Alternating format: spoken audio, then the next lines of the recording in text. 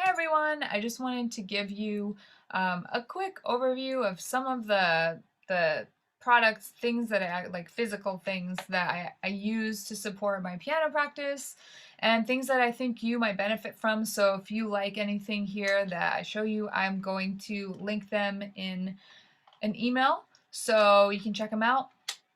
And yeah, so here we go, couple things. Um, First thing is, as weird as it might sound, hearing protection. So I have become super passionate about hearing protection after kind of messed up my ears at a really loud concert. So loud that despite the fact that I was wearing earplugs, I still had some serious problems happening. So thankfully I'm better now, but it's not 100%. Got like a little bit of ringing. We don't want that, okay? That is not fun. So I know it seems like it's just the piano.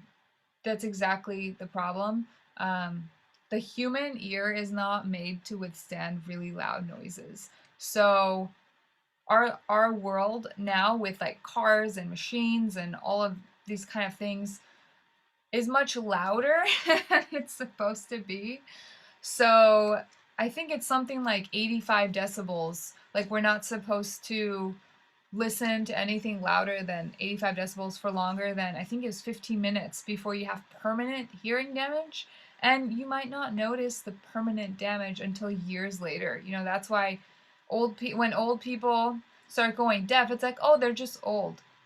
It's only because of a continual exposure to not super loud, but like loud enough noise that over time damages your hearing and your ears. But your ears are actually supposed to last you your whole life without losing hearing. So, fun fact, I probably didn't know that. I know I didn't for the longest time, but I have these ones the foam ones that go in your ear. These are really good. I know we're not really having live music now with COVID, but when we do start to do that again, I always use these, or there's the other kinds of musicians earplugs where you kind of hear more, but it doesn't cover as much. It's not as high of a, what is it called? NRR rating, noise reduction rating. This one's 33. It's like literally the highest that I've ever found of any earplug. These ones, I think it's something around 25 or something. But what's cool is they go around your ears. So you don't have to worry about, well, you don't have to worry about sticking something in your ear because I know sometimes it's like, it just I don't feel like having something in my ears all the time. So I might wear this and play piano. So I know that's kind of a long spiel about hearing protection, but I'm very passionate about it because I know of way too many people who have tinnitus, the ringing in your ears, have hearing damage from literally one loud music exposure. And the thing with piano is obviously if you have a keyboard like that, like you're fine, just like put it on a lower setting. But if you have an acoustic piano, you should be protecting your ears when you play it, even though it doesn't seem that loud. Piano is loud. It's somewhere in the 80s range, you know, so fun fact. The next thing is this is one of my favorite things. I literally can't survive without it now. Just a music holder, very simple little device. And you know, when you have like those books, it doesn't even necessarily have to be a new book, but when it just doesn't like stay open. So this one's not the best example because it's pretty flat, but you know, it's kind of still kind of floating out. You can just pop it on like that. Boom. Straight, beautiful, easy to read music now.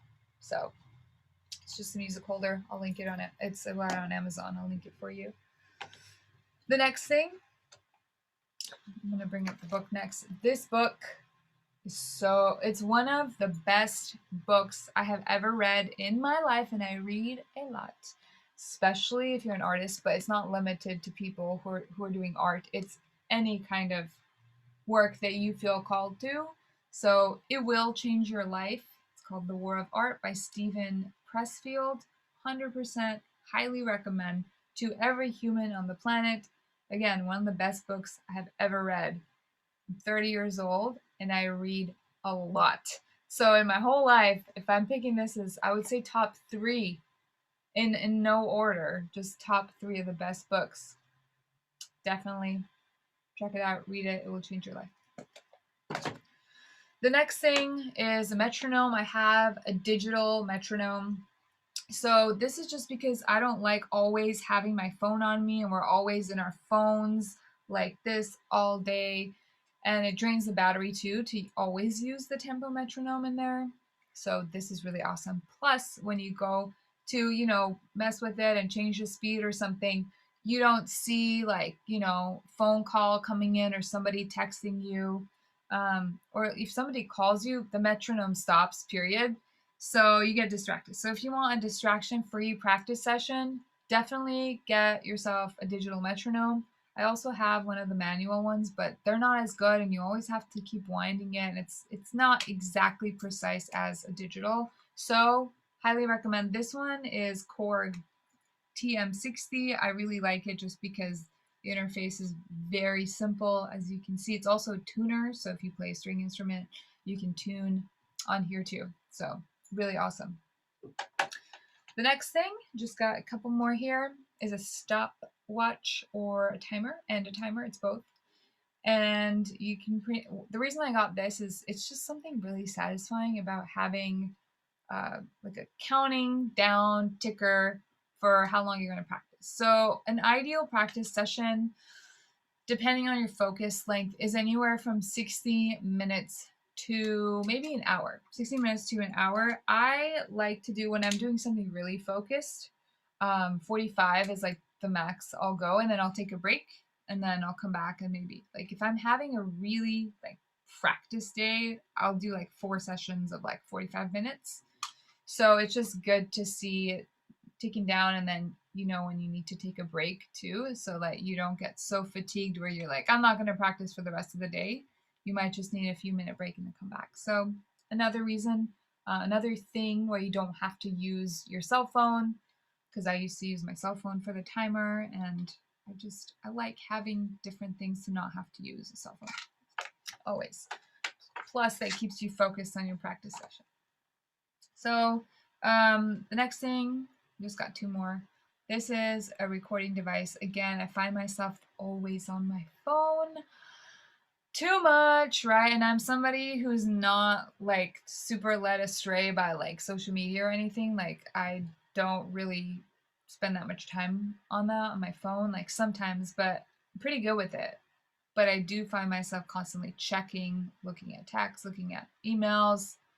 And when I have this, again, there's no phone. So all these things make me be able to have a full-on practice session without my phone, which is so important, you guys. It's so important to stay focused. So this one, it's okay. I mean, I don't really have anything else to compare it to. The last time I had one of these, I was like, I don't know, like 18 or something, and it was like very different, very old style. So it's pretty solid. I think I paid like $40 for it, and it's pretty good. So that's that. I just got it, by the way, so I'm still kind of learning how to use that. The last thing is a little power supply. So I bought this when I wanted to start doing busking and playing in the streets. So it's really cool because you can take your keyboard out and you don't need an external power supply. This will power up your keyboard, and look how small it is. It is amazing. I literally couldn't believe how small it was. So it's awesome. It's got a flashlight too, and a light. Just like, I mean, you can't really tell. It's not a very bright light, so it's nice to put, like, if it's getting dark, put it like by your feet, just so there's some kind of light, because I know the last couple times I played out, it was like getting dark and I like couldn't see anything on the ground. So that was helpful. And yeah, it will power you up. It'll last you a few hours. I don't know exactly how long, because it depends. They don't tell you on the page, just because it depends on how much voltage is it's sucking out, I guess. I'm not a scientist or an electrician, so I don't really know how that works. But I do know it's an excellent little thing if you want to play outside. So maybe you're not going to be busking, but if you just want to go in your backyard and play your keyboard or like take it to the park or something. Just something fun to do. There's something really cool about playing music outside. So yeah, that's pretty much it. So I got everything. Yeah. So yeah, I'm gonna link these. If you have any questions about these things, feel free to shoot me an email. But otherwise, I hope you have an awesome weekend, and I will see you next month.